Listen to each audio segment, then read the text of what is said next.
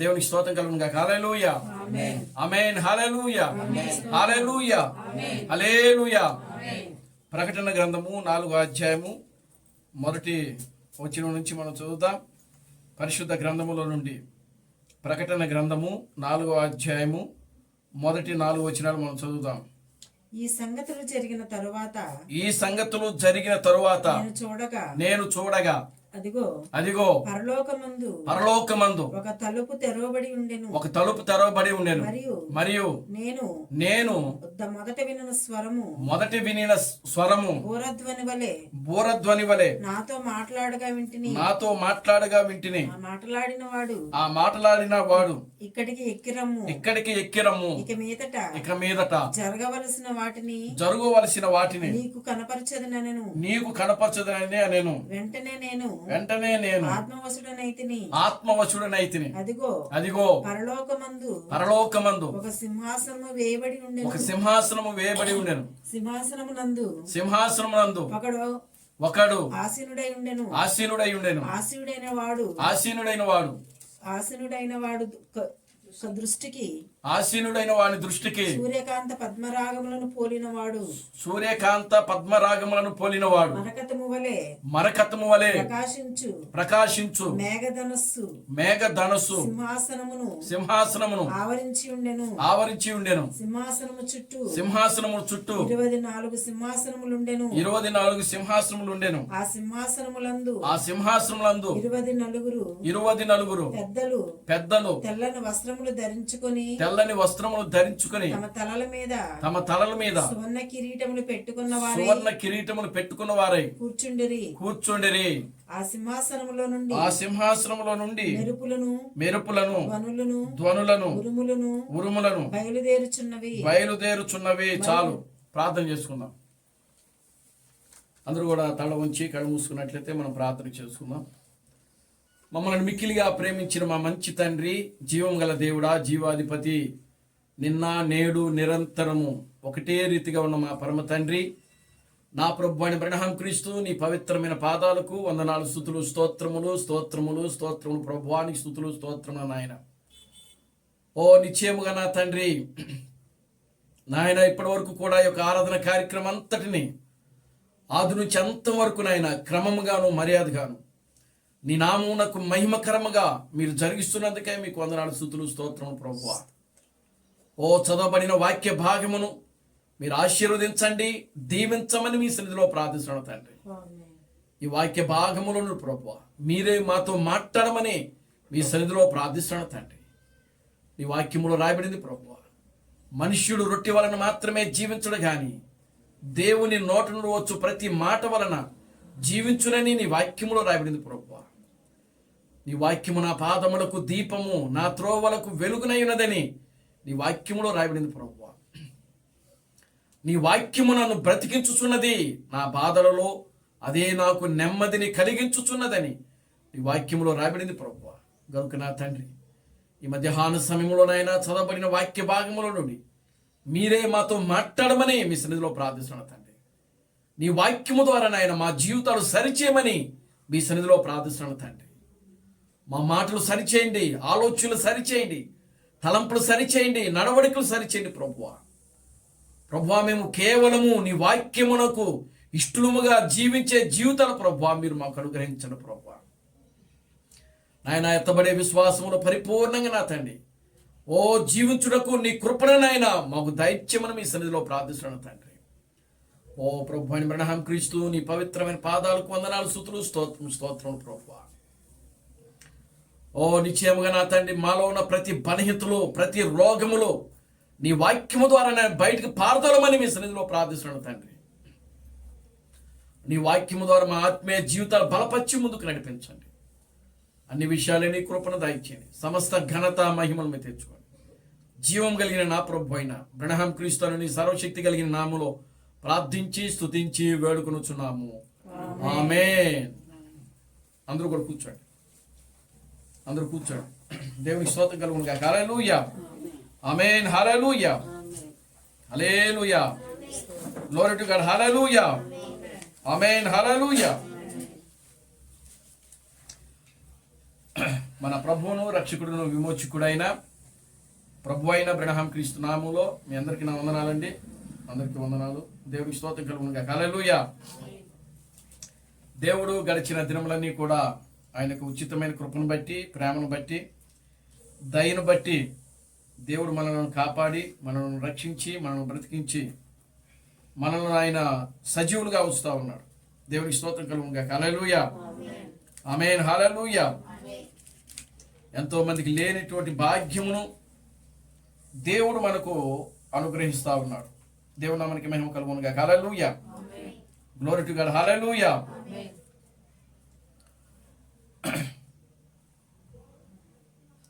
దేవుడు యొక్క చివరి దినాల్లో మనలను ఈ భూమి మీద తీసుకుని వచ్చి ఆయన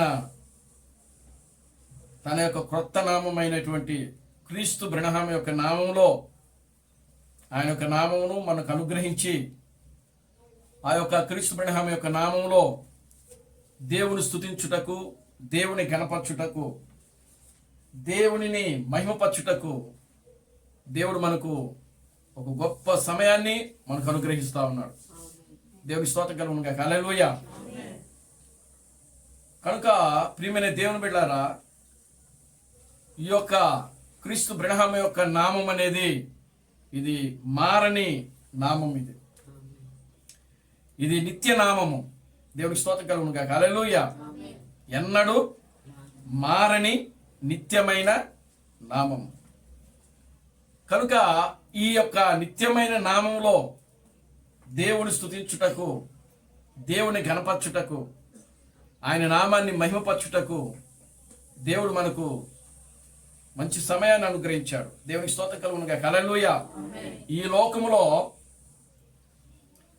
యెహోవా నామంలో ఆరాధన చేసేవాళ్ళు ఉన్నారు. దేవునికి స్తోత్రం కలుగునుగా. హల్లెలూయా. వాళ్ళని యెహోవా సాక్షులుగా పిలుస్తారు.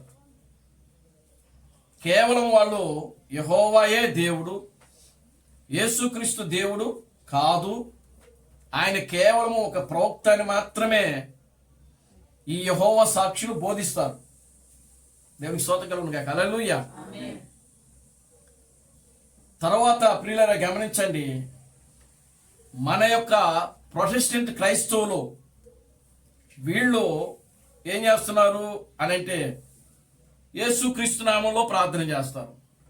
అంటే వాళ్ళు యెహోవా నామం విడిచిపెట్టి యేసుక్రీస్తు యొక్క నామంలో ప్రార్థన చేస్తారు. దేవునికి స్తోత్రం కలుగునుగా. హల్లెలూయా. ఇప్పుడు మనము క్రీస్తు బ్రహ్మ యొక్క నామంలో మనం ఆరాధన చేస్తాం. Glory to God. హల్లెలూయా. చూడండి, మనం ఎందుకు యెహోవా నామంలో ప్రార్థన చేయకూడదు, మనం ఎందుకు యేసుక్రీస్తు నామంలో ప్రార్థన చేయకూడదు అని మనం గమనిస్తే, పాత నిబంధన భక్తులందరూ కూడా, అంటే ఆదికాండము నుంచి మలాకి యేసుక్రీస్తు ఆ యొక్క పాత శిష్యులు 12 మంది శిష్యులు వచ్చేంత వరకు కూడా యెహోవా నామంలోనే ప్రార్థన జరిగింది. దేవునికి స్తోత్రం కలుగునుగా. హల్లెలూయా. యేసుక్రీస్తు ఆ గొప్ప యెహోవా యేసుక్రీస్తుగా భూమి మీదకి వచ్చిన తర్వాత యెహోవా శరీరము ధరించి, యెహోవా ఒక శరీరమును కన్య మరియ గర్భములో ఆయన ఉత్పత్తి చేసుకొని ఆ గర్భంలోకి ఆయన వెళ్ళి శరీరము ధరించి ఒక మానవుడిగా ఒక పేరును ధరించి మరలా భూమి మీదకి వచ్చాడు. ఆయన యేసుక్రీస్తుగా పిలువబడ్డాడు. దేవుని స్తోత్రం కలుగునుగా. హల్లెలూయా. కనుక ఇప్పుడు 12 మంది శిష్యులు ఎప్పుడైతే భూమి మీదకి వచ్చారో వాళ్ళందరూ కూడా యేసుక్రీస్తును గురించి చెప్పడము, ప్రకటించడము, యేసుక్రీస్తు నామంలోనే బాప్తిస్మం ఇవ్వటము, యేసుక్రీస్తు నామంలోనే ప్రార్థించడము, యేసుక్రీస్తు నామంలోనే ఆరాధించడం అనేది జరుగుతూ వచ్చింది. మీరు చూడండి, అపోస్తుల కార్యం దగ్గర నుంచి ప్రకటన గ్రంథం వరకు కూడా వాళ్ళు ఎక్కడ కూడా యెహోవా పేరు అనేది ఎత్తనే ఎత్తలవాడు. దేవుని స్తోత్రం కలుగునుగా. హల్లెలూయా. అపోస్తుల కార్యం దగ్గర నుంచి ప్రకటన గ్రంథం వరకు కూడా ఆ 12 మంది శిష్యులు ఎవరైతే ఉన్నారో వారు ఎక్కడ కూడా యెహోవా పేరు అనేది ఎత్తల. వాళ్ళు చేసిన ప్రతి కార్యక్రమం కూడా యేసుక్రీస్తు నామంలోనే చేశారు. వాడు దేవునికి స్తోత్రం కలుగును గాక. హల్లెలూయా, ఆమేన్, హల్లెలూయా. కనుక ప్రియులారా గమనించండి, ఇప్పుడు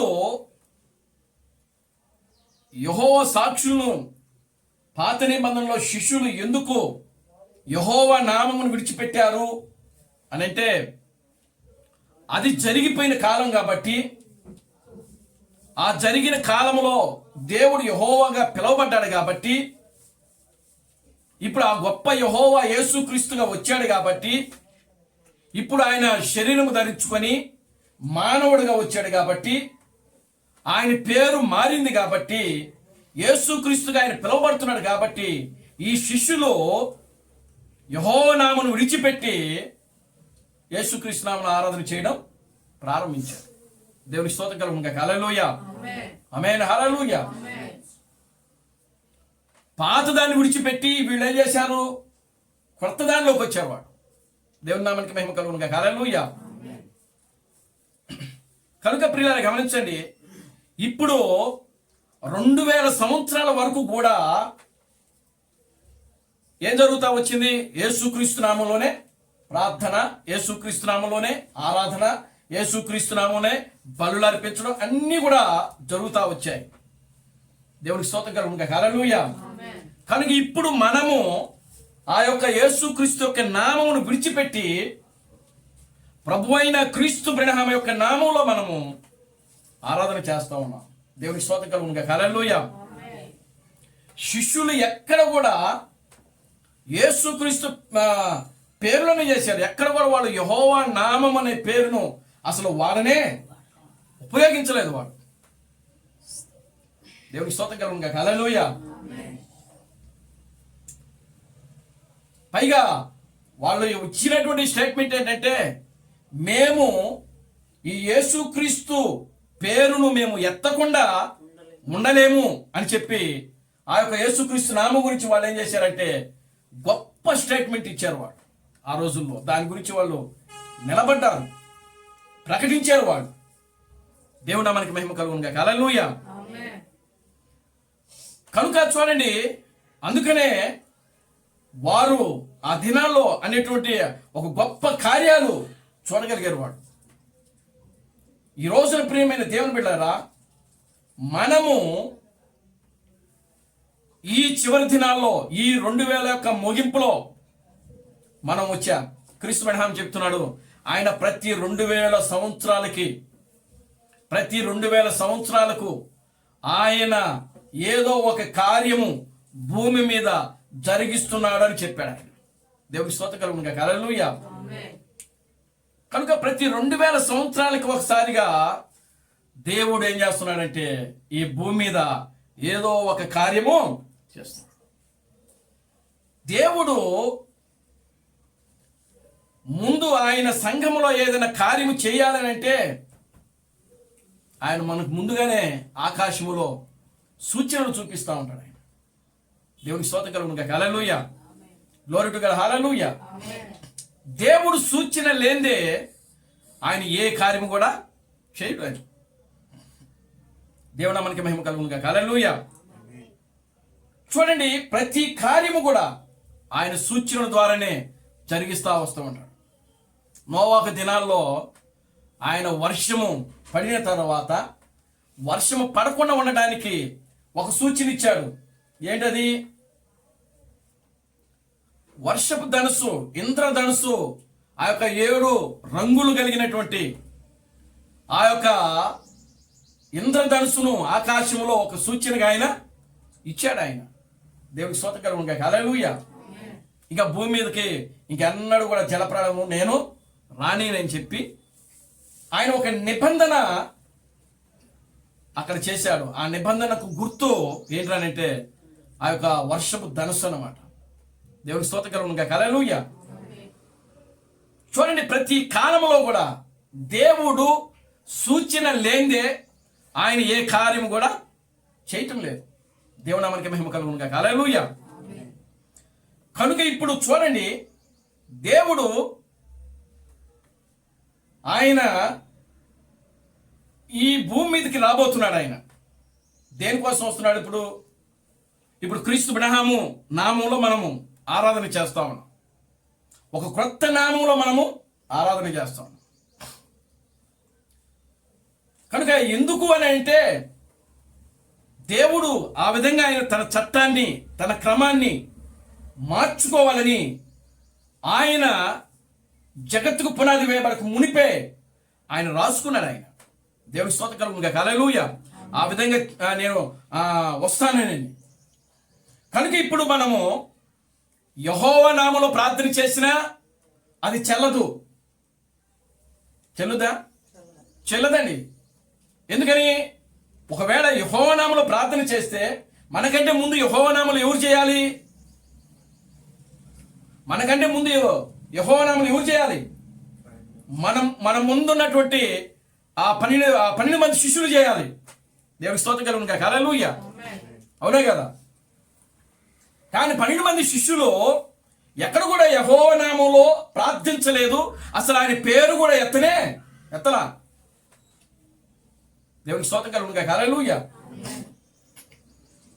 ఇప్పుడు చూడండి, యేసుక్రీస్తు తన యొక్క రెండవ రాకడ సమయంలో ఆయన తన శరీరాన్ని, తన పేరును మార్చుకొని ఆయన మరలా ప్రభు అయిన క్రీస్తు బ్రహ్మముగా ఈ లోకానికి వచ్చాడు. ఆయన దేవుని స్తోత్రం కలుగును గాక. హల్లెలూయా. ఆనాడు శిష్యులు ఏ విధంగా అయితే యెహోవా పేరు ఎత్తకుండగా వారికి ఇవ్వబడినటువంటి నామము, యేసుక్రీస్తు నామము ఏదైతే ఉన్నదో దానిలోనే వాళ్ళు కొనసాగించారు ప్రతి కార్యము కూడా. దేవుని స్తోత్రం కలుగును గాక. హల్లెలూయా. ఈరోజు నిజమైనటువంటి పెళ్లి కుమార్తె అయిన మనము కూడా ప్రియులారా గమనించండి, మనకియబడినటువంటి పేరు ఏదైతే ఉన్నదో, ఏ నామం అయితే దేవుడు మనకిచ్చాడో ఆ నామంలోనే మనము ముందుకి కొనసాగుతా ఉండాలి. దేవుని స్తోత్రం కలుగును గాక. హల్లెలూయా. క్రీస్తు ఆయన చెప్తున్నాడు. ఆయన ఏం చెప్తున్నాడంటే, దేవుడు పేరు ఎప్పుడైతే మారుతుందో అప్పుడు సమస్తమును కూడా నూతనం అవుతాదంట. దేవుని స్తోత్రం కలుగును గాక. హల్లెలూయా. Glory to God. హల్లెలూయా. దేవుని పేరు ఎప్పుడైతే మారుతుందో అప్పుడు సమస్తమును కూడా నూతనం అవుతుంది. ఎందుకంటే దేవుని పేరుతోనే సమస్తమును కూడా ఆయన ఏం చేస్తున్నాడంటే నూతన పరుస్తున్నాడు, నూతన కార్యాలు చేయబోతున్నాడు. ఆయన ఆకాశము నూతనమవుతుంది, భూమి కూడా నూతనమవుతా ఉన్నది. దేవుని స్తోత్రం కలుగును గాక. హల్లెలూయా. సమస్తమును కూడా ఆయన నూతన పరుస్తా ఉన్నాడు. ఇప్పుడు క్రీస్తు బ్రహ్మమును మనము నమ్మాం. అర్ధరాత్రి గడిలోకి ఇదిగో పెండ్లి కుమారుడు అనే కేక వచ్చింది. పెండ్లి కుమారుడితో కలిసి ఆమె ఏం చేసింది? గదిలోకి వెళ్ళింది. దేనికి వెళ్ళింది? పెండ్లి విందులోకి వెళ్ళింది. ఆమె చనిపోయిన పరిశుద్ధులు తిరిగి లేపబడ్డారు. బుద్ధి లేని కన్నిక ఇదిగో ఆ గదిలోకి వెళ్లకుండా ఆమె బయట విడవబడింది. బుద్ధి కలిగిన కన్నిక ఎవరైతే ఉన్నారో ఆమె ఆ యొక్క ఆ గదిలోనికి, ఆ పెళ్లి విందులోనికి వెళ్ళినట్లుగా మనం వాక్యంలో రాబడింది మనకు. దేవుని స్తోత్రం కలుగును గాక. హల్లెలూయా. చూడండి, ఇప్పుడు మనం చదివినటువంటి ఈ యొక్క ప్రకటన గ్రంథము 4వ అధ్యాయంలో యోహాను చూస్తున్నాడు. మళ్ళా చూద్దాం, ఒక వాక్యాన్ని మళ్ళా చదవండి. ఈ సంగతులు జరిగిన తరువాత నేను చూడగా ఇదిగో పరలోకమందు ఒక తలుపు తెరవబడి ఉండెను.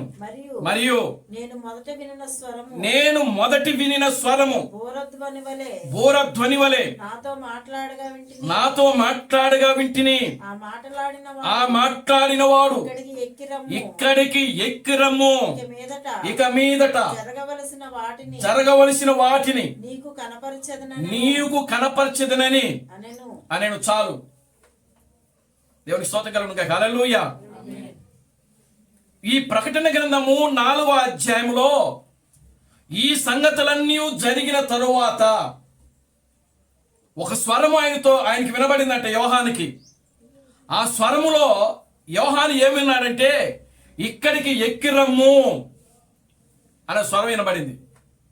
దేవునికి స్తోత్రం కలుగును గాక. హల్లెలూయా. క్రీస్తు బిడహాము ఈ యొక్క 4వ అధ్యాయం గురించి మాట్లాడుతూ, ఈ యొక్క 4వ అధ్యాయంలో వధువు పరలోకానికి ఎత్తబడుతుంది అని చెప్పాడు ఆయన. దేవునికి స్తోత్రం కలుగును గాక. హల్లెలూయా. ఈ సంగతులు జరిగిన తరువాత అనగా అర్థం ఏంటంటే, దానికి ముందు 7 సంఘకాలాలు ఉన్నాయి. దేవునికి స్తోత్రం కలుగును గాక. హల్లెలూయా. దానికి ముందు 7 సంఘకాలాలు ఉన్నాయి. అసలు ఎందుకు వధువు ఎత్తబడిందా లేదనే దాని గురించి మన యొక్క సబ్జెక్ట్ ఇప్పుడు. దేవునికి స్తోత్రం కలుగును గాక. హల్లెలూయా. చూడండి ప్రియులారా, గమనించండి. 4వ అధ్యాయంలో దేవుడు యోహానును ఇక్కడికి ఎక్కి రమ్ము అని పిలిచాడు. దేవునికి స్తోత్రం కలుగును గాక. హల్లెలూయా. ఈ సంగతులన్నీ జరిగిన తరువాత, అంటే ఏ సంగతులు ఉన్నాయి దానికంటే ముందు 4వ అధ్యాయంలో యోహాను ఇక్కడికి ఎక్కి రమ్ము అనే స్వరము వినబడిన దానికి ముందు కొన్ని సంగతులు జరిగాయి. ఆ సంగతులు ఏమిటి అని అంటే, ప్రియులారా, 7 సంఘకాలములు. దేవుని స్తోత్రం కలుగును గాక. హల్లెలూయా. 7 సంఘకాలములు ఉన్నాయి. ఈ 7 సంఘకాలాలు జరిగాయి.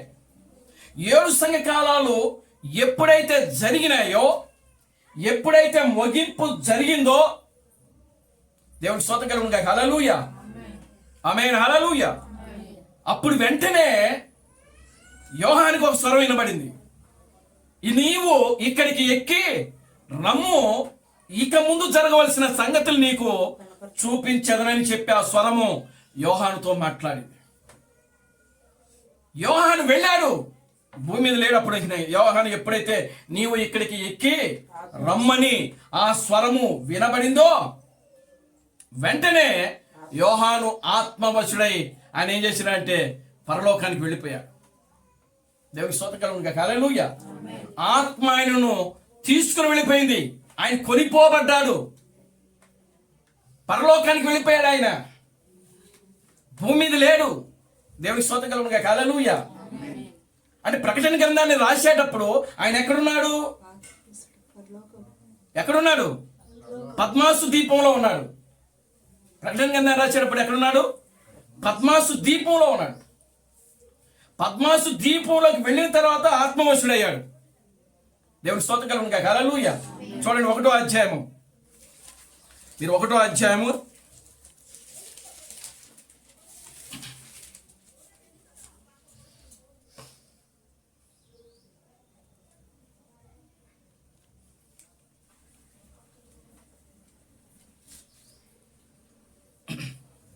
8వ వచనం నుంచి చదవండి. అల్ఫయు ఒమేగయు నేనే, అల్ఫయు ఒమేగయు నేనే, వర్తమాన భూత భవిష్యత్ కాలములో ఉండువాడును నేనే అని సర్వాధికారియు దేవుడు నాకు ప్రభు సెలవిచ్చుచున్నాడు. మీ సహోదరుడును యేసును బట్టి కలుగు శ్రమలలోను రాజ్యములోను సహనములోను పాలువాడినైన యోహానును నేను దేవుని వాక్యము నిమిత్తమును యేసును గూర్చిన సాక్ష్యము నిమిత్తము పద్మాసు దీపమున పరవాసినైతిని. ప్రభువు దినమందు ఆత్మవశుడనై ఉండగా బూరధ్వని వంటి గొప్ప స్వరము నీవు చూచుచున్నది పుస్తకములో వ్రాసి ఎఫెసు, స్వర్ణ, పెర్గమ, తూతైరా, సార్దీసు, ఫిలదెల్ఫియా, లవొదోకియాను 7 సంఘములకు పంపమని చెప్పుట నా వెనుక వింటిని. చూడండి, ఇలా చూడండి. దేవుని స్తోత్రం కలుగును గాక. హల్లెలూయా. ఇప్పుడు ఇక్కడ యోహాను పద్మాసు దీవులోకి వెళ్ళిపోయి ఉన్నాడు. అక్కడ ఉన్నాడు. అక్కడికి వెళ్ళిన తర్వాత ప్రభు దినమంది ఈయన ఏమైపోయాడంట? ఆత్మవశుడైపోయాడు. దేవుని స్తోత్రం కలుగును గాక. హల్లెలూయా. ఇక్కడ ఆత్మవశుడయ్యాడు, అంతేగాని పరలోకానికి కొనిపోబడలేదు యోహాను. అక్కడ వినబడిన స్వరం ఏమిటి? నువ్వు చూచుచున్నది 7 సంఘములకు శుభమని చెప్పి వ్రాయము. దేవుని నామానికి మహిమ కలుగును గాక. హల్లెలూయా. అప్పుడు 7 సంఘకాలాల గురించి రాశాడు యోహాను. ఆమేన్, హల్లెలూయా, గ్లోరీ టు గాడ్, హల్లెలూయా. 7 సంఘకాలాలు జరిగిన తరువాత మరలా ఈయన ఆత్మవశుడయ్యాడు 4వ అధ్యాయంలో. దేవునికి స్తోత్రం కలుగును గాక, హల్లెలూయా. అర్థమవుతుందా? ఆమేన్, హల్లెలూయా. 7 సంఘకాలాలు ఆత్మవశుడయ్యాడు, 7 సంఘకాలాల గురించి రాశాడు. కానీ అప్పుడు 7 సంఘకాలాల గురించి రాసినప్పుడు యోహాను పద్మాసు దీవులోనే ఉన్నాడు. దేవునికి స్తోత్రం కలుగును గాక, హల్లెలూయా. 1వ అధ్యాయం గురించి, 2వ అధ్యాయం గురించి, 3వ అధ్యాయం గురించి రాసినప్పుడు యోహాను ఎక్కడున్నాడంటే పద్మాసు దీవులోనే ఉన్నాడు ఆయన. దేవునికి స్తోత్రం కలుగును గాక, హల్లెలూయా, గ్లోరీ టు గాడ్, హల్లెలూయా. ఇప్పుడు ప్రియులారా గమనించండి, యోహాను ఆ సంగతులు రాసిన తర్వాత ఆ నెరవేర్పు కూడా యోహాను చూచాడు అక్కడ. దేవునికి స్తోత్రం కలుగును గాక, హల్లెలూయా. అంటే 7 సంఘకాలములలో ఏం జరగబోతుందో, ఎవరు ప్రవక్తలుగా వస్తున్నారో, ఎంతమంది హతసాక్షులు కాబోతున్నారో, ఈ కార్యాలన్నీ కూడా యోహాను అక్కడ చూస్తా ఉన్నాడు. ఆయన చూసి రాశాడు, అవన్నీ కూడా రాశాడు ఆయన. దేవునికి స్తోత్రం కలుగును గాక, హల్లెలూయా. అంటే 7 సంఘ కాలములలో ఏం జరిగిందో ఆల్రెడీ ముందే యోహాను చూశాడు. దేవునికి స్తోత్రం కలుగును గాక, హల్లెలూయా. ఎందుకంటే దేవుడు వధువుకి అన్ని చూపించాలి కదా. క్రీస్తు అని చెప్తున్నాడు, యోహాను ఒక నిజమైన వధువుకు ఒక సూచనగా ఉన్నాడని చెప్తున్నాడు ఆయన. యోహాను యూదుడు, యోహాను వధువు కాదు. ఎందుకు వధువు కాదు చెప్పండి? యోహాను వధువు కాదు, కానీ వధువుకు సూచనగా ఉన్నాడు ఆయన. ఒక నిజమైన వధువుకు సూచనగా ఉన్నాడు. యోహాను వధువు కాదు. ఎందుకు వధువు కాదు అని అంటే ఆయన యూదుడు. దేవునికి స్తోత్రం కలుగును గాక, హల్లెలూయా. ఆయన ఎవరు? యూదుడు. దేవుని నామానికి మహిమ కలుగును గాక, హల్లెలూయా. యూదులందరూ కూడా వధువుకు పరిచారకులుగా ఉన్నారు. ఆమేన్, హల్లెలూయా. యూదులందరూ కూడా వధువుకు ఏమై ఉన్నారు? పరిచారకులై ఉన్నారు. కనుక ఇప్పుడు యోహాను ఒక నిజమైన వధువుకి సూచనగా ఛాయిగా ఉన్నాడు, కానీ ఆయన వధువులో భాగస్థుడుగా లేడు. దేవునికి స్తోత్రం కలుగును గాక, హల్లెలూయా. ఆమేన్, హల్లెలూయా. ఇప్పుడు చూడండి, ఈ 4వ అధ్యాయంలో ఆయన ఆ సంగతులన్నీ కూడా ఆయన చూశాడు, రాశాడు. అన్నీ కూడా చూసి రాశాడు ఆయన. రాసిన తర్వాత 4వ అధ్యాయం మళ్ళా వచ్చింది. అంతటితో ఆ 3వ అధ్యాయంతో 7 సంఘ కాలాలు ముగించబడ్డాయి. 4వ అధ్యాయం ప్రారంభమైంది. అప్పుడు దేవుడు మాట్లాడుతున్నాడు, నీవు ఇక్కడికి ఎక్కిరమ్ము. క్రీస్తు అని చెప్తున్నాడు, 4వ అధ్యాయంలో వధువు పరలోకానికి కొనిపోబడింది అని చెప్తున్నాడు ఆయన. ఇప్పుడు చూడండి, 7 సంఘకాలాలు జరిగిన తర్వాతనే యోహాను పరలోకానికి కొనిపోబడ్డాడు. అవునా? అవునా కదా? ఇలా చూడమ్మా, ఇటు చూడండి. దేవుని స్తోత్రం కలుగును గాక, హల్లెలూయా. ఇప్పుడు ఆ 7 సంఘకాలాలు 2000 సంవత్సరాలు జరుగుతూ వచ్చాయి. ఎఫెసు మొదలుకొని లవోదోకి వరకు కూడా. దేవుని స్తోత్రం కలుగును గాక, హల్లెలూయా. అంటే ఇప్పుడు 7 సంఘకాలాలు నెరవేర్పు ఎప్పుడైతే జరుగుతాయో అప్పుడు నిజమైన వధువు కూడా ఏమైపోవాలి? పరలోకానికి కొనిపోవాలి. దేవుడు మనకి మహిమ కలుగును గాక, హల్లెలూయా. అందుకని చూడండి, 7 సంఘకాలాలు పూర్తి అయిపోయినాయి. 7 సంఘకాలాలు పూర్తి అయిపోయినాయి. 7 సంఘకాలాల్లో పూర్తయిన తరువాత అక్కడ క్రీస్తు థామస్ ఏమంటున్నాడంటే, 7 సంఘకాలాల్లో వచ్చేటప్పటికి నిజమైనటువంటి సజీవంగా ఎత్తబడే కన్నిక అక్కడ లేదని చెప్తున్నాడు ఆయన. దేవునికి స్తోత్రం కలుగును గాక, హల్లెలూయా. అందుకే పెళ్లి కుమారుడు ఆలస్యం అవడానికి కారణం అదే. వాళ్ళు ఎప్పుడు వెళ్ళారు? సాయంకాల సమయంలోనే పెళ్లి కుమారుని ఎదుర్కోవడానికి వెళ్ళారు వాళ్ళు అక్కడ. కానీ పెళ్లి కుమారుడు వచ్చుతున్నది ఎప్పుడు? అర్ధరాత్రిలో వస్తున్నాడు ఆయన. వీళ్ళు సాయంకాలంలోనే వెళితే వీళ్ళు ఏం చేసినారు? వెళ్ళిన వాళ్ళు ఏం చేసినారు? అక్కడ కొన్ని మెలకుగా ఉన్నారా అని అంటే నిద్రపోయారు. దేవునికి స్తోత్రం కలుగును గాక, హల్లెలూయా. గ్లోరీ టు గాడ్, హల్లెలూయా. నిద్ర అనగా మరణించుట. దేవునికి స్తోత్రం కలుగునుగాక. హల్లెలూయా. నిద్రించుచున్న కన్నికలు వాళ్ళు, సజీవంగా ఉన్న కన్నికలు కాదు, నిద్రించుచున్న కన్నికలు వాళ్ళు, మరణించిన కన్నికలు. క్రీస్తు అని చెప్తున్నాడు. దేవుని మనకి మహిమ కలుగునుగాక. హల్లెలూయా. కానీ వాళ్ళు పెళ్లి కుమారుని ఎదుర్కోవడానికి వచ్చారు. వాళ్ళు పెళ్లి విందులో పాల్గొనడానికి వచ్చారు. వాళ్ళు పెళ్లి కుమారుని ఎదుర్కోవడానికి వచ్చారు. రెండవది పెళ్లి విందులో పాల్గొనడానికి వచ్చారు వాళ్ళు. దేవునికి స్తోత్రం కలుగునుగాక. హల్లెలూయా. ఇప్పుడు 7 సంఘకాలాలు పూర్తి అయిపోయిన తర్వాత వధువు ఎక్కడికి వెళ్ళాలి? పరలోకానికి కొనుపోవాలి. దేవునికి స్తోత్రం కలుగునుగాక. హల్లెలూయా. చూడండి, 7 సంఘకాలాలు పూర్తి అయిన తర్వాత మరొక ఎఫెసు అనేది మనకు ప్రారంభమైంది. ఆ ఎఫెసియే గుడారము, పరలోకపు గుడారము. దేవునికి స్తోత్రం కలుగునుగాక. హల్లెలూయా. మరొక ఎఫెసియే పరలోకపు గుడారము. ఇప్పుడు చూడండి, భూమి మీద ఉన్నాడు యోహాను. యోహానికి ఏం వినబడింది? స్వరం వినబడింది, నీవు ఇక్కడికి ఎక్కి రమ్ము.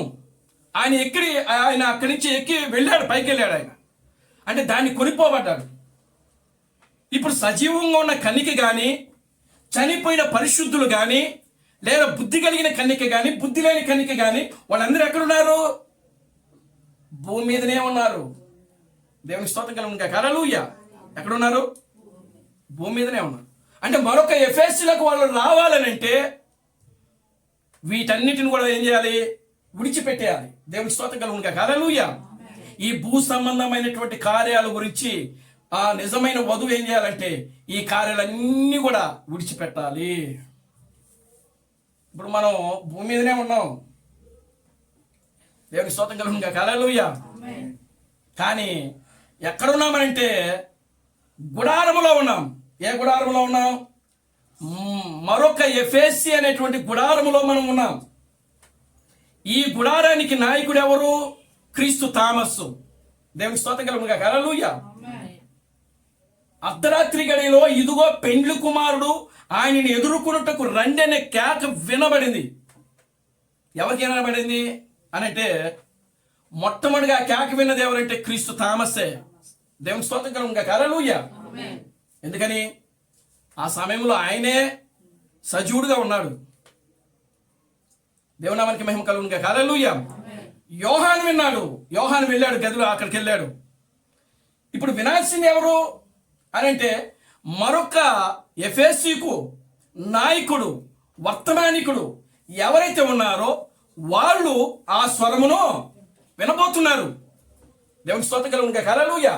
కనుక ఇదిగో పెండ్లి కుమారుడు అనే కేక వచ్చినప్పుడు అప్పుడు సజీవంగా ఉన్న కన్నిక, మృతులు, బుద్ధి కలిగిన కన్నిక, బుద్ధి లేనటువంటి కన్నిక అందరూ కూడా అప్పుడు లేస్తున్నారు అక్కడ. దేవుని స్తోత్రం కలుగునుగాక. హల్లెలూయా. ఎందుకు లేస్తున్నారంటే పెళ్లి కుమారుతో పెళ్లి గదిలోకి వెళ్ళడానికి. దేవుడా మనకి మహిమ కలుగునుగాక. హల్లెలూయా. ఎందుకనంటే పెండ్లి విందు కోసము. క్రీస్తు అని చెప్తున్నాడు, ఆయన ఇప్పుడు 4వ అధ్యాయంలో పెళ్లి కుమార్తె పరలోకానికి ఎత్తబడుతుంది, ఆ తర్వాత ఆమె 19వ అధ్యాయంలో భూమి మీదకి వస్తుందని చెప్పాడు ఆయన. ఎవరు భూమి మీదకి వచ్చేది? పెండ్లి కుమారుడు, పెండ్లి కుమార్తె. పెండ్లి కుమారుడితో అర్ధరాత్రి సమయంలో పెండ్లి కుమారుడితో వధువు ఎక్కడికి వెళ్ళిపోయింది? ఎక్కడికి వెళ్ళింది? గదిలోకి వెళ్ళిపోయింది. దేవునికి స్తోత్రం కలుగునుగాక. హల్లెలూయా. అంటే గది అనగా పరలోకము, మరొక ఎఫెసు. మరొక ఎఫెసు అంటే అర్థం ఏంటంటే గురి కలిగి ఉండుట. ఎఫెసీలో ఉన్నటువంటి ఎఫెసీ యొక్క మరొక అర్థం ఏంటంటే విశ్వాసము. అంటే ఎఫెసీలో ఒకే విశ్వాసం ఉంటుంది. దేవునికి స్తోత్రం కలుగునుగాక. హల్లెలూయా. 2 విశ్వాసాలు ఉండవు అక్కడ. చూడండి, 12 మంది శిష్యులు కానీ, పౌలు కానీ, ఈ పత్రికలు రాసిన వాళ్ళు ఎవరైతే ఉన్నారో వాళ్ళందరూ కూడా ఒకే విశ్వాసము, ఒకే నిరీక్ష, ఒకే గురి కలిగి ఉండుట. వాళ్ళు ఒకే బోధను వాళ్ళు బోధించారు. వాళ్ళు అక్కడ కారణం ఏంటంటే వాళ్ళ విశ్వాసం అంతా ఒకటే, వాళ్ళ నిరీక్షణ అంతా కూడా ఒకటే. దేవునామానికి మహిమ కలుగును గాక. హల్లెలూయా. చూడండి ప్రియమైన దేవుని బిడ్డలారా, దేవుడు ఇప్పుడు వధువును ఎక్కడికి తీసుకుని వెళ్ళాడనంటే ఆ యొక్క మరొక సూపర్ చర్చిలోకి తీసుకుని వెళ్ళాడు. మరొక సూపర్ చర్చ్ అంటే మరొక ఎఫెసీలోకి వెళ్ళాడు, తీసుకుని వచ్చాడు.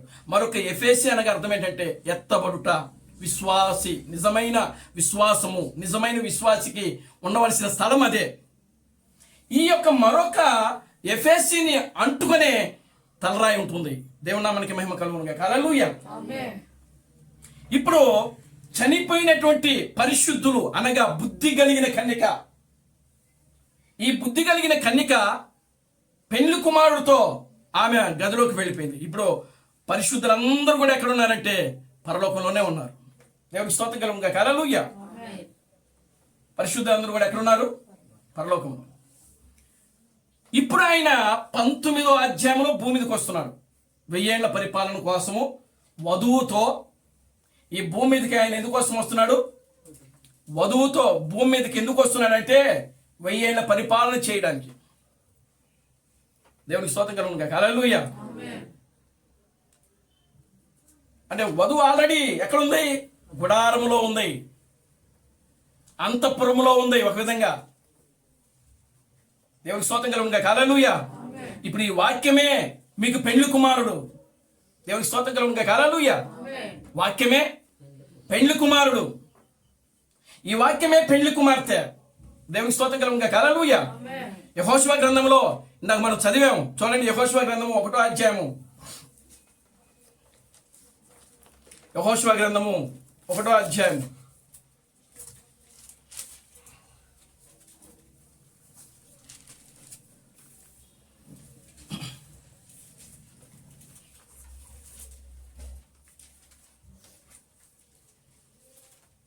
7-8 వచ్చినాలు చదవండి.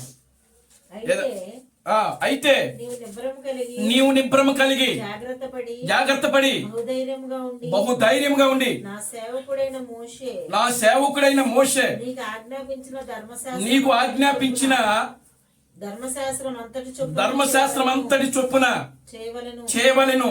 నీవు నడుచు ప్రతి మార్గమున చక్కగా ప్రవర్తించినట్లు నీవు దాని నుండి కుడికి గాని ఎడమకి గాని తొలగకూడదు. ఈ ధర్మశాస్త్ర గ్రంథమును నీవు బోధింపగా తప్పిపోకూడదు. దానిలో వ్రాయబడిన వాటన్నిటి ప్రకారము చేయుటకు నీవు జాగ్రత్త పడినట్లు దివారాత్రము దానిని ధ్యానించిన ఎడల నీ మార్గము వర్ధిల్ల చేసుకుని చక్కగా ప్రవర్తించదవు. దేవునికి స్తోత్రం చెప్పండి. హల్లెలూయా. యెహోషువ ఏం చెప్తున్నాడంటే, యెహోషువ మోషే ఇచ్చిన ధర్మశాస్త్రం ఏదైతే ఉన్నదో ఆ ధర్మశాస్త్రాన్ని నీవు బోధింపక తప్పిపోకూడదు. ఆ మోషే ఇచ్చిన ధర్మశాస్త్రాన్ని నీవు దివారాత్రము ఏం చేయాలి? ధ్యానించాలి. ఒకవేళ నువ్వు అలా చేస్తే నీ మార్గములన్నిటిలో కూడా నీవు చక్కగా ప్రవర్తించదవు. దేవునికి స్తోత్రం కలుగును గాక. హల్లెలూయా.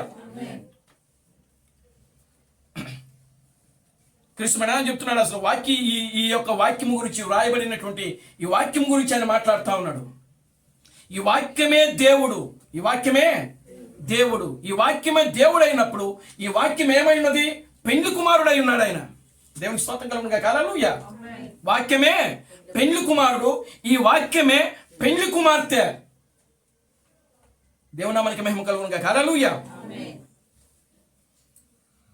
కనుక మనం గదిలో ఉండటం అంటే అర్థం ఏంటంటే ఒక సపరేట్ గా ఉండటం, ఒక ప్రత్యేకంగా ఉండటమే ఒక గది. దేవుని స్తోత్రం కలుగును గాక. హల్లెలూయా. ప్రత్యేకమైనగా ఉండటం మనం. Glory to God. హల్లెలూయా. అంటే ప్రత్యేకంగా ఉండటం అంటే సంఘ శాఖలలో, వాళ్ళ యొక్క ఆచారాలలో, వాళ్ళ యొక్క సిద్ధాంతాలలో, వాళ్ళ యొక్క విధి విధానాలలో మనము ఎక్కడ కూడా పాలు పొందకూడదు. అది ప్రత్యేకంగా ఉండటం అంటే. ప్రత్యేకమైన గుంపు అంటారు కదా. దేవునికి స్తోత్రం కలుగును గాక. హల్లెలూయా. కనుక ప్రియమైన దేవుని బిడ్డలారా, నిజమైన పెండ్లి కుమార్తె ఇప్పుడు ఒక ప్రత్యేకమైనటువంటి గదిలోకి వెళ్ళింది. ఆమె మరలా 19వ అధ్యాయంలో భూమి మీదకి వస్తుంది పెళ్లి కుమార్తెతో కలిసి. చూడండి ప్రియమైన దేవుని బిడ్డలారా, గమనించండి. ఇప్పుడు ఈ యొక్క యెహోషువతో దేవుడు ఏమని మాట్లాడుతున్నాడంటే, దివారాత్రములు నీవు దానిని ధ్యానించాలి. చూడండి, కీర్తన గ్రంథము 1వ అధ్యాయము మొదటి 2 వచనాలు. కీర్తనలు 1వ అధ్యాయము 2, 3 వచనాలు. దుష్టుల ఆలోచన చొప్పున నడువక, దుష్టుల ఆలోచన చొప్పున నడువక, పాపుల మార్గమున నిలువక, పాపుల మార్గమున నిలువక, అపహాసకులు కూర్చుండు చోటున అపహాసుకులు కూర్చుండ చోటును కూర్చుండక, యెహోవా ధర్మశాస్త్రమందు ఆనందించుచు, ప్రణహాము ధర్మశాస్త్రమునందు ఆనందించుచు, దివారాత్రము దానిని ధ్యానించువాడు ధన్యుడు. ఎవరు ధన్యుడండి? నిజమైన పెళ్లి కుమార్తె. ఏమండి, నిజమైన పెళ్లి కుమార్తె ఏం చేస్తుంది అక్కడ?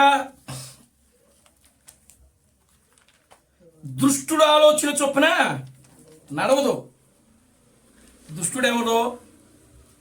ఏమండి, దుష్టుడెవడో, యథార్థవంతుడెవరో, దేవుడి యందు భయం భక్తి కలిగిన వాళ్ళు ఎవరో వధువుకి తెలుసుద్ది. దేవునికి స్తోత్రం కలుగును గాక. హల్లెలూయా.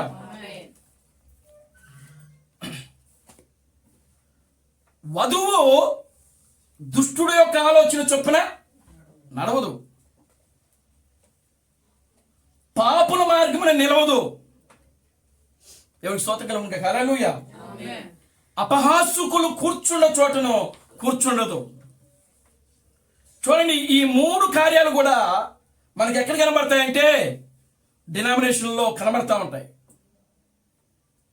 డినామినేషన్ ప్రజలు వాళ్ళ పేరుకు క్రైస్తవులు అంతే, కానీ వాళ్ళ ఒక నామకార్థ క్రైస్తవులు. వాళ్ళు దుష్టులు. వాళ్ళు ఎవరండి? దుష్టులు, పాపులు. పైగా 3వది ఏంటి? అపహాసుకులు. ఈ వాక్యం నెరవేర్పు జరిగింది అని మనం చెప్పామనుకోండి, ముందు వాళ్ళు చేసేది పని ఏంటంటే అపహాసం చేస్తారు. గట్టిగా నవ్వి అపహాసం చేస్తారు.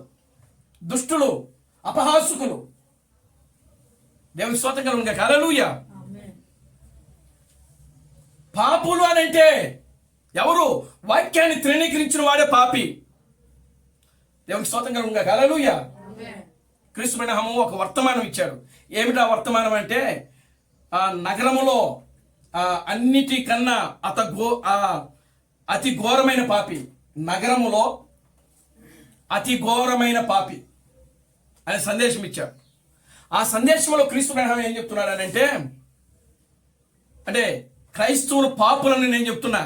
దేవునికి స్తోత్రం కలుగును గాక. హల్లెలూయా. క్రైస్తవులు ఎవరండి? పాపులు. అంటే ఆ కాలము యొక్క వర్తమానికుడిని, ఆ కాలములో ఆ వర్తమానికుడు ఇస్తున్న వర్తమానాన్ని ఎవరైతే తృణీకరిస్తున్నారో వాళ్ళే పాపులు. దేవునికి స్తోత్రం కలుగును గాక. హల్లెలూయా. నగరంలో అతి ఘోరమైనటువంటి పాపి. ఒకరోజు యేసుక్రీస్తును ఒక సీమోన్ అనేటువంటి వ్యక్తి భోజనానికి పిలిచాడు. దేవునికి స్తోత్రం కలుగును గాక. హల్లెలూయా. భోజనానికి పిలిచి,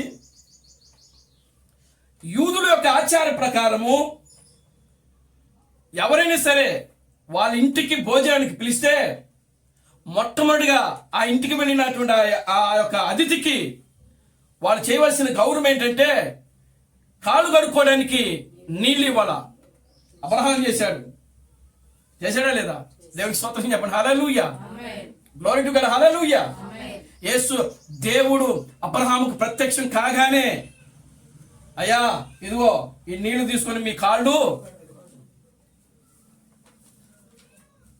ఈ వ్యక్తి యేసుక్రీస్తును భోజనానికి పిలిచి కాళ్ళు కడుక్కోవడానికి నీళ్ళు లేదంట. దేవునికి స్తోత్రం కలుగును గాక. హల్లెలూయా. కాళ్ళు కడుక్కోవడానికి. రెండోది, ఆయన వెళ్ళేటప్పుడు, వాళ్ళ ఇంట్లోకి వెళ్ళేటప్పుడు వాళ్ళు ఏం చేయాలంటే సుగంధ తైలం కొట్టాలి. ఎందుకంటే వాళ్ళు ప్రయాణాలు చేసి వస్తారు. ప్రయాణాలు చేసి వచ్చేటప్పుడు వీళ్ళ వస్త్రాలన్నీ కూడా చెమట వాసన వస్తాయి. ఎందుకు సుగంధ ద్రవ్యాలు కొట్టుకుంటారు అంటే చెమట వాసన రాకుండా. ఒక్కొక్కటి 4 రోజులు వేసుకుంటారు డ్రెస్సులు. ఈ డ్రెస్సులు వేసుకున్న వాళ్ళు ఈ కంపు వాసన, ఈ చెమట వాసన పోవడానికి ఏం చేస్తారు? స్ప్రే కొట్టుకుంటారు. కనుక యేసుక్రీస్తు కూడా 3 దినాలు ప్రయాణం చేసి వచ్చాడు. ఆయన నడుచుకుంటూ వచ్చాడు అక్కడికి. వస్తే కాలు కడుక్కోవడానికి నీళ్ళు లేదు, తుడుచుకోవడానికి తవులు ఇవ్వలేదు. తర్వాత ఆయన స్వాగతం పలుకుతూ ఆయన సెంటు కొట్ల. ఆయన అసలు పట్టించుకోవాలా. భోజనానికి పిలిచిన వ్యక్తి వెళ్ళి ఆయన ఒక మూలలో కూర్చున్నాడు. రూములోకి వెళ్ళి ఒక మూలలో కూర్చున్నాడు. ఆయన జరగవలసిన సన్మానము యేసుక్రీస్తుకి అక్కడ జరగల. పిలిచినాడు, ఏం చేయాలి? ఆయనను సన్మానించాలి, ఆయనను గౌరవించాలి, ఆయనకు మర్యాద ఇవ్వాలి. అలాంటప్పుడు పిలవకూడదు అసలు. దేవునికి స్తోత్రం కలుగును గాక. హల్లెలూయా. కనుక పిలిచినటువంటి వ్యక్తి యేసును గౌరవించకుండా, మర్యాదించకుండా, సన్మానం చేయకుండా అతన్ని ఏం చేస్తున్నాడంటే అగౌరవంగా చేస్తున్నాడు ఆయన. ఇదంతా ఒక పాపాత్మరాలని స్త్రీ గమనిస్తా ఉంది. దేవునికి స్తోత్రం కలుగును గాక. హల్లెలూయా. ఆమె హృదయం బద్దలైపోయిందంట. దేవునికి స్తోత్రం కలుగును గాక. హల్లెలూయా. ఆమె హృదయం బద్దలైపోయింది. ఏంట్రా ఈవిడ భోజనానికి పిలిచి కనీసం ఆయన్ను మర్యాద చేయలేదు, ఏమి చేయలేదు, పలకరించలేదు అని చెప్పి మనసులో అనుకొని ఆమె ఒక వ్యభిచారి. ఆమె ఎవరు? ఆమె పాపాత్మరాలని స్త్రీ, వ్యభిచారి. రాత్రి అంతా వ్యభిచారం చేసి డబ్బులు సంపాదించినటువంటి ఆ సంపాదనతో వెళ్ళి అత్తరు కొట్టుకి, సెంట్లు అమ్మే కొట్టుకు వెళ్ళి విలువైన అత్తరు కొన్నదంట. దేవునికి స్తోత్రం చెప్పండి. హల్లెలూయా. Glory to God. హల్లెలూయా. అన్నిటికంటే కూడా ఖరీదైనటువంటి అత్తరు ఆ యొక్క సెంటును కొన్నదామె. ఎందుకమ్మా ఈ డబ్బులు ఇంత దేనికని అడిగాడు వ్యాపారి. ఆ వ్యాపారం చేసుకున్నాడు. మారు కూడా మాట్లాడామె, మీకు అనవసరం అది. దేవునికి స్తోత్రం కలుగును గాక. హల్లెలూయా. తీసుకుంది, ఆయన దగ్గరకు వచ్చింది. డైరెక్ట్ ఇంటి లోపలికి వెళ్ళిపోయింది. ఆయన ఎక్కడైతే కూర్చున్నాడో అక్కడికి వెళ్ళి ఆయన 2 కాళ్ళు పట్టుకుని, దేవునికి స్తోత్రం కలుగును గాక. హల్లెలూయా, ఆ సెంటు రాసి ఆమె యొక్క జుట్టుతో, ఆమె వెంట్రుకలు, ఆమె యొక్క వెంట్రుకలతో ఆయన కాళ్ళు తుడిచి, దేవునికి స్తోత్రం కలుగును గాక. హల్లెలూయా, ఆమె యొక్క కన్నీళ్లతో ఆయన పాదాలు కడుగుతా ఉన్నది. అక్కడ దేవుని నామానికి మహిమ కలుగును గాక. హల్లెలూయా. సెంటు రాస్తా ఉన్నది, ఏడుస్తున్నది, కన్నీళ్లు కారుస్తూ ఆమె యొక్క పాదాలతో ఆయన యొక్క పాదాలు తడుపుతా ఉన్నది. దేవునికి స్తోత్రం కలుగును గాక. హల్లెలూయా. చూడండి ప్రియమైన దేవుని బిడ్డలారా, గమనించండి. ఆ యొక్క కన్నీళ్లతో ఆమె ఆ పాదాలు కడుగుతా ఉంటే ఆమె యొక్క జుట్టుతో తుడుస్తా ఉన్నది అక్కడ. అప్పుడు ఆ ఇంటికి భోజనాన్ని పిలిచినటువంటి ఆ వ్యక్తి లోపలికి వచ్చి ఆమెను అంటున్నాడు, ఎందుకమ్మా ఇంత విలువైనటువంటి అత్తరు వ్యర్థంగా నువ్వు వేస్ట్ చేస్తున్నావు?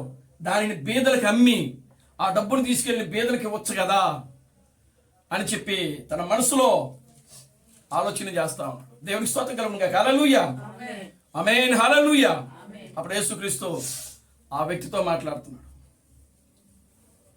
అసలు పాపి ఈమె కాదు. ఆయన మనసులో ఏమనుకున్నాడో తెలుసా? ఈమె ఒక పాపి, ఈమె ఒక వ్యభిచారి, పాపాత్మురాలైన స్త్రీ ఈయన కాళ్ళు ముట్టుకుంటుంది, ఈయన ఎలా పరిశుద్ధుడవుతాడు? దేవునికి స్తోత్రం కలుగును గాక. హల్లెలూయా అని చెప్పి ఆమె గురించి ఆయన చెడుగా ఆలోచన చేయడం ప్రారంభించాడు. ఆ స్త్రీ గురించి, ఆ భోజనానికి పిలిచినటువంటి వ్యక్తి. అసలు పాపి ఈమె కాదు. దేవునికి స్తోత్రం కలుగును గాక. హల్లెలూయా. ఈ నగరములోనే అతి ఘోరమైన పాపి నువ్వే. దేవునికి స్తోత్రం కలుగును గాక. హల్లెలూయా.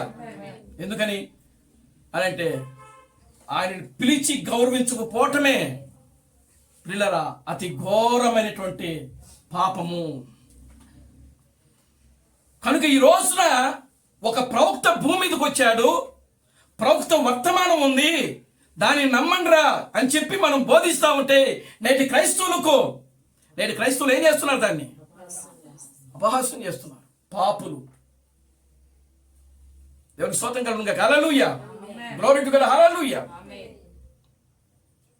కనుక ఈరోజు ఎవరు పాపులు అని అంటే, ఈరోజు నగరములో ఉన్నటువంటి అతి ఘోరమైన పాపులు ఎవరు అంటే నేటి క్రైస్తవ సమాజమే. దేవునికి స్తోత్రం కలుగునుగా. హల్లెలూయా. కనుక ప్రియమైన దేవుని బిడ్డలారా గమనించండి, నిజమైన వధువు ఈ రోజున నిజమైన వధువు వాళ్ళతో సహవాసము చేయదు, వాళ్ళతో సాంగత్యము చేయదు. వాళ్ళ దుష్టులు, అపహాసుకులు, పాపులని పరిశుద్ధ గ్రంథం తెలియజేస్తా ఉంది. వధువు ఏం చేస్తా ఉంటుంది అంటే దివారాత్రులు వాక్యమును ధ్యానిస్తా ఉంటది. వాక్యమే దేవుడు, పెళ్లి కుమార్తె దేవుడు. దేవుని స్తోత్రం కలుగునుగా. హల్లెలూయా. వాక్యమునకు వాక్యమే అనువాదము. ఈ వాక్యాన్ని ఎవరు కూడా, ఏ మనుష్యుడు కూడా అనువాదము చేయలేడు. దేవుని స్తోత్రం కలుగునుగా. హల్లెలూయా. కనుక నువ్వు నిజమైన వధువు లో భాగంగా ఉంటే వాక్యాన్ని ధ్యానించాలి. దేవుని స్తోత్రం కలుగునుగా. హల్లెలూయా. వాక్యాన్ని ధ్యానిస్తున్నప్పుడు నీవు ఒక రోజులో వాక్యంగా మారిపోతావు. దేవుని నామానికి మహిమ కలుగునుగా. హల్లెలూయా. నువ్వు బూతులు ధ్యానిస్తే నువ్వు దెయ్యంగా మారుతావు. దేవుని స్తోత్రం కలుగునుగా. హల్లెలూయా. లోక సంబంధమైన కార్యాల గురించి ఆలోచన చేస్తే దయ్యంగా మారిపోతాం, దుష్టులుగా మారిపోతాం, అపహాసుకులుగా మారుతాం. నీవు దేని గురించి అయితే ఆలోచన చేస్తావో అదే నీ మీద ఆధారపడి ఉంటుంది. దేవునికి స్తోత్రం కలుగునుగా. హల్లెలూయా. నీ వాక్యాన్ని ధ్యానిస్తే వాక్యంగా ఉంటావు. లేదు లోక సంబంధమైన వాటి గురించి ఆలోచన చేస్తే లోక సంబంధమైన వాటి గురించే నువ్వు ఉంటావు. దేవునికి స్తోత్రం కలుగునుగా. హల్లెలూయా. ఆమేన్. హల్లెలూయా. కనుక ప్రియమైన దేవుని బిడ్డలారా చూడండి, అర్ధరాత్రి సమయంలోనే పెళ్లి కుమారుడితో పెళ్లి కుమార్తె, ఆ నిజమైనటువంటి వధువు, ఆ యొక్క బుద్ధి కలిగిన కన్నిక లోపలికి వెళ్ళిపోయారు. యోహాను కదా ఆ యొక్క 4వ అధ్యాయంలో ఏ విధంగా అయితే ఇక్కడికి ఎక్కి రమ్ము అనే స్వరము వినబడినప్పుడు యోహాను పరలోకానికి వెళ్ళాడో, అదేవిధంగా అర్ధరాత్రి సమయంలో ఇదిగో పెళ్లి కుమారుడిని కేక వినబడినప్పుడు నిజమైన పెళ్లి కుమార్తె, బుద్ధి కలిగిన కన్యక పెళ్లి గదిలోకి వెళ్ళిపోయింది. దేవునికి స్తోత్రం కలుగునుగా. హల్లెలూయా. ఒక విధంగా మత్తయి సువార్త 25వ అధ్యాయంలో ఉన్నటువంటి వాక్యము, ప్రకటన గ్రంథము 4వ అధ్యాయంలో ఉన్నటువంటి వాక్యము, ఈ రెండు ఒకటే. దేవునికి స్తోత్రం కలుగునుగా. హల్లెలూయా. యేసుక్రీస్తు ముందుగా ప్రవచించాడు ఏం జరగబోతుందో. ప్రకటన గ్రంథం 4వ అధ్యాయంలో యోహాను రాస్తా ఉన్నాడు అక్కడ. దేవునికి స్తోత్రం కలుగునుగా. హల్లెలూయా. ఆ రెండు సమాంతరమైన అధ్యాయులు, ఆ రెండు కూడా ప్రకటన గ్రంథం 4వ అధ్యాయము, మత్తయి సువార్త 25వ అధ్యాయము, ఈ రెండు కూడా ఒక సమాంతరమైనటువంటి అధ్యాయులుగా ఉన్నాయి. దేవుని నామానికి మహిమ కలుగునుగా. హల్లెలూయా. కనుక ప్రియమైన దేవుని బిడ్డలారా గమనించండి, ఇప్పుడు వధువు భూమి మీదకి రాబోతున్నది, పెళ్లి కుమారుడితో రాబోతాం. అక్కడ పెళ్లి కుమారుడు, ప్రియులారా పెళ్లి కుమార్తె అనేది వ్యత్యాసం ఉండదు. దేవుడు మరలా భూమి మీదకి రాబోతున్నాడు. ఎలా రాబోతున్నాడు? పెళ్లి కుమార్తె యొక్క రూపంలో రాబోతున్నాడు ఆయన. దేవునామానికి మహిమ కలుగునుగా. హల్లెలూయా. చూడండి ప్రకటన గ్రంథము 19వ అధ్యాయం ఆయన ఎలా రాబోతున్నాడో అక్కడ మనకు కనబడతా ఉంటుంది.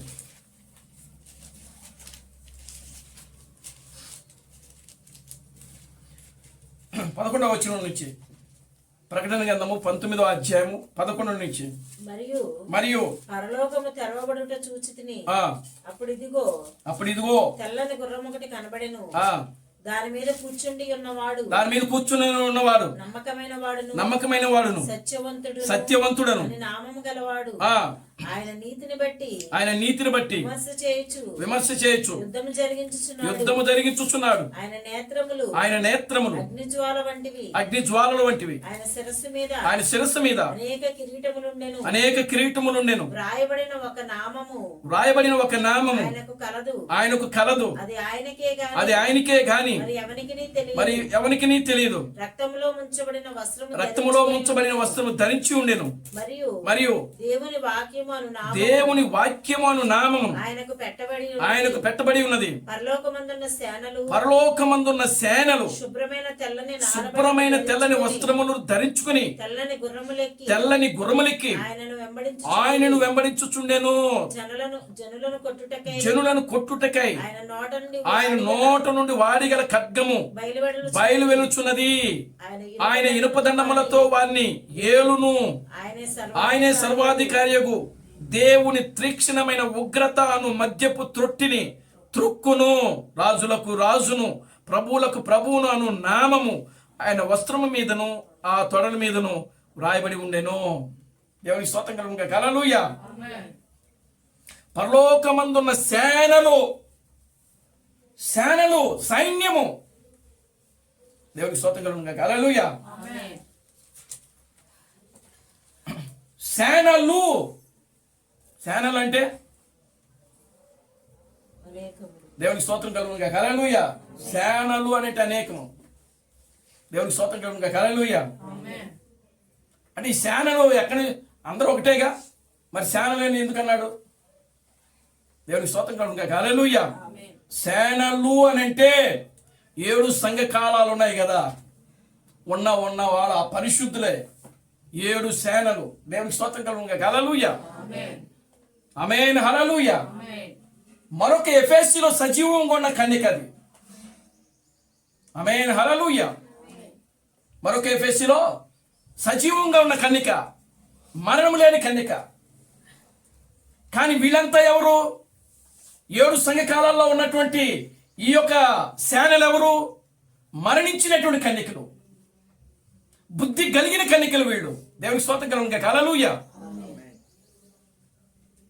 కనుక వీళ్ళందరినీ కూడా ఇక్కడ ఏమంటున్నాడంటే పరలోకములో ఉన్నటువంటి సేనలు. దేవునికి స్తోత్రం కలుగును గాక. హల్లెలూయా. 7 సేనలు అక్కడ వస్తా ఉన్నాయి. వీళ్ళందరినీ కలిపి ఏమంటున్నాడంటే వధువు 1000 ఏళ్ల పరిపాలన కోసం భూమి మీదకి వస్తున్నాడు. మరి 1000 ఏళ్ల పరిపాలనకు భూమి మీదకి వచ్చేటప్పుడు భూమి ఎలా ఉండాలి? శుభ్రంగా ఉండాలి. కొత్త ఆకాశం కొత్త భూమిలాగా ఉండాలి. దేవునికి స్తోత్రం కలుగును గాక. హల్లెలూయా. మీరు చూడండి, మొన్న బుధవారం లేకపోతే మంగళవారం అనుకుంటా ఒక న్యూస్ వచ్చింది.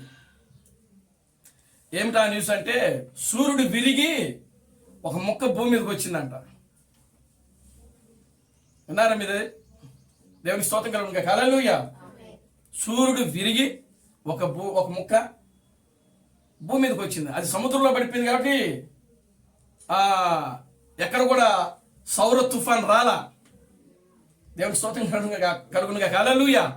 అదే గాని ఏ ఊర్లో పడుంటే ఏమైపోయేది? ఆ ఊరంతా కూడా ఏమైపోయేది? తగలబడిపోయేది. దేవునికి స్తోత్రం కలుగును గాక. హల్లెలూయా. నిజంగానే జరిగింది. నిజం వార్త అది. మొన్న మంగళవారం బుధవారం వచ్చింది టీవీ. నేను కొంతమందికి యూట్యూబ్లో కూడా పెట్టాను దాన్ని. దేవునికి స్తోత్రం కలుగును గాక. హల్లెలూయా. గ్రూప్లో కూడా పెట్టాను అనుకుంటా. రెండవది అది జరిగిన మళ్ళా ఒక తెల్లారి మళ్ళా ఇక్కడ తెలంగాణలో ఎక్కడో కానీ 500-600 ఎకరాల్లో చెట్లన్నీ కూడా వేరులతో కూడా పెళ్ళగించబడి పడిపోయినాయంట. తెలంగాణలో జరిగింది, మన పక్క రాష్ట్రం తెలంగాణ. దేవునికి స్తోత్రం కలుగును గాక. హల్లెలూయా. ఎన్ని ఎకరాలు? 600 ఎకరాలు. 600 ఎకరాల్లో ఉన్నటువంటి చెట్లు కలప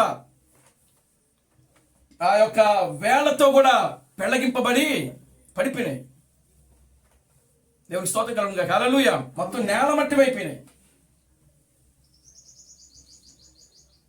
అసలు ఈ విషయాలు గమనిస్తే ఇవి ఎందుకు జరుగుతున్నాయి?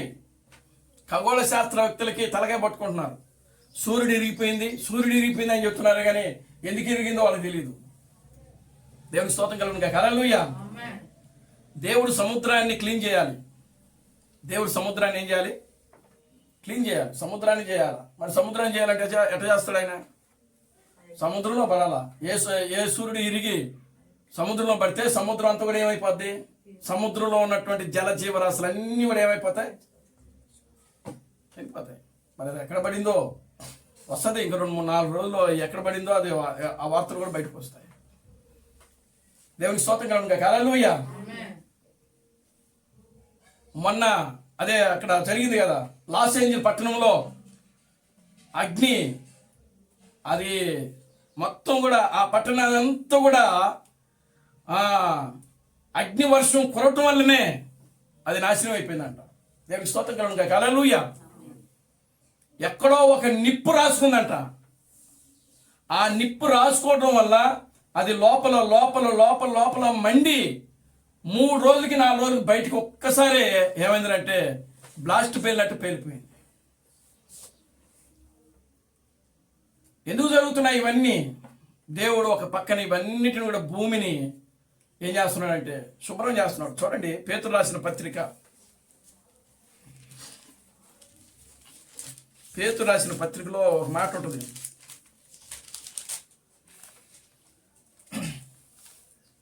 పేతురు రాసిన 2వ పత్రిక 3వ అధ్యాయం.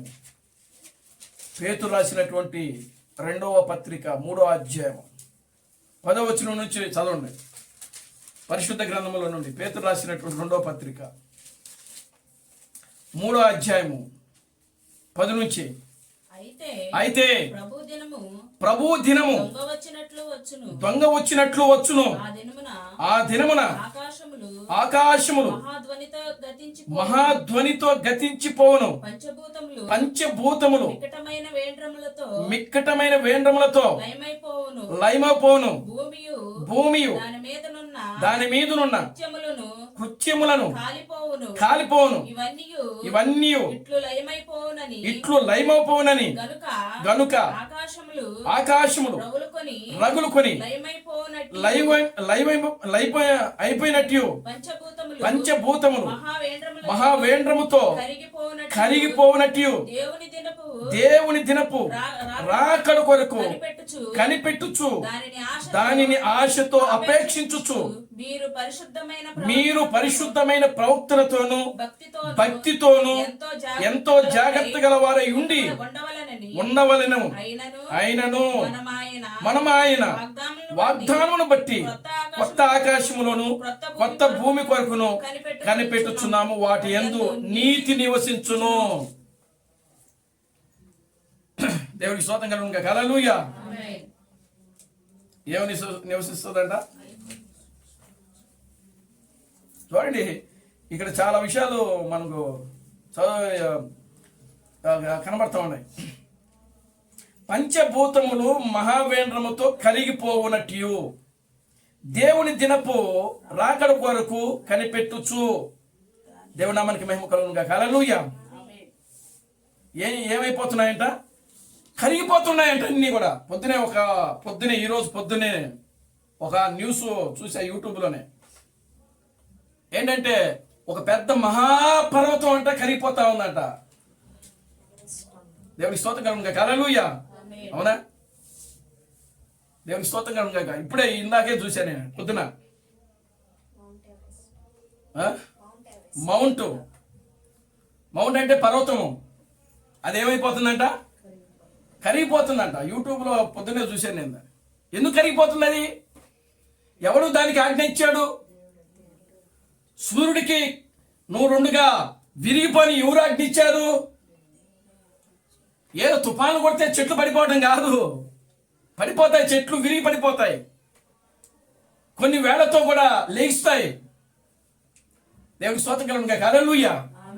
కానీ 600 ఎకరాల్లో అసలు భూమిలో కూడా పెళ్ళగింపబడి పూర్తిగా అలా పడిపోవడం అంటే పూర్తిగా చూసుకోండి. దేవునికి స్తోత్రం కలుగును గాక. హల్లెలూయా. కనుక ప్రియమైన దేవుని బిడ్డలారా, ఆ విధంగా మనము మన ఆత్మీయ జీవితంలో ముందుకు సాగుతూ మన ఆత్మీయ జీవితంలో ముందుకు సాగుదాం. ప్రార్థన చేసుకుందాం. దయచేసి అందరూ కూడా తల వంచండి, కళ్ళు మూసుకొని ప్రార్థన చేద్దాం. అందరూ కూడా లేచిన బట్టి ప్రార్థన చేసుకుందాం. హల్లెలూయా హల్లెలూయా హల్లెలూయా హల్లెలూయా హల్లెలూయా హల్లెలూయా హల్లెలూయా హల్లెలూయా హల్లెలూయా హల్లెలూయా. మహాపరిశుద్ధుడా, జీవం గల తండ్రి, జీవాధిపతి, నిన్న నేడు నిరంతరము ఒకటే రీతిగా ఉన్న మా పరమ తండ్రి, మా ప్రభు అయిన అబ్రహాం క్రీస్తు నీ పవిత్రమైన పాదాలకు వందనాలు, స్తుతులు, స్తోత్రము ప్రభువా. నిశ్చయముగా నా తండ్రి, ఇప్పటి వరకు నాయన నీ వాక్యము ద్వారా మీరు మాతో మాట్లాడినందుకే మీకు వందనాలు ప్రభువా. నీ యొక్క వాక్యము యొక్క గృహములోనికి నాయన, నీ వాక్యము యొక్క కోటలోనికి ప్రభువా, నీ వాక్యము యొక్క అంతఃపురములోనికి నాయన మీరు మమ్మల్ని తీసుకొని ఇచ్చారు ప్రభువా. అందును బట్టి మీకు వందనాలు, స్తుతులు, స్తోత్రము ప్రభువా.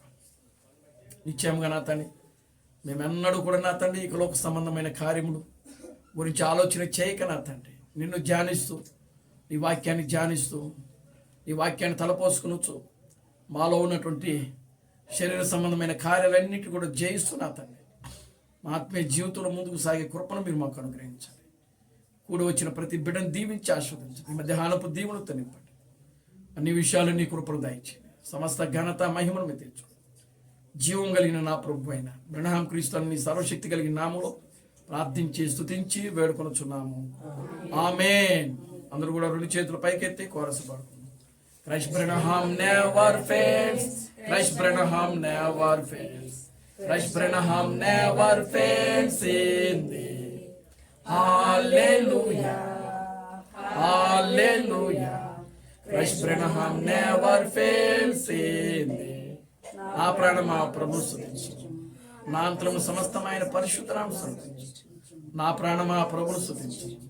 క్రీస్తు బ్రహ్మ చేసిన ఉపకారములలో దేనిని మరువకము. ఆమేన్. ఆమేన్. రాజులకు రాజుగా, ప్రభువులకు ప్రభుగా, పెళ్లి కుమారుడిగా తెర మీద ప్రత్యక్షం కాను ప్రభు అయిన అబ్రహాం క్రీస్తు యొక్క కృపా సమాధానం ఇక్కడ కూడిన ప్రతి బిడ్డకును ఈ ప్రపంచంలో 7వ దూత ఎస్తామస్ గారిని క్రీస్తుగా అంగీకరించి, క్రీస్తు బ్రహ్మే దేవుడు, క్రీస్తు బ్రహ్మే రాజులకు రాజు, క్రీస్తు బ్రహ్మే ప్రభువులకు ప్రభు అని నమ్మి విశ్వసించి ఆరాధిస్తున్న ప్రతి బిడ్డకును ఇప్పుడును సదాకాలము తోడై ఉండి నడిపించును గాక. ఆమేన్. ఆమేన్. అందరికీ వందనాలు. ప్రభు మిమ్మల్ని దీవించి ఆశీర్వదించును గాక. ఆమేన్. ఆమేన్.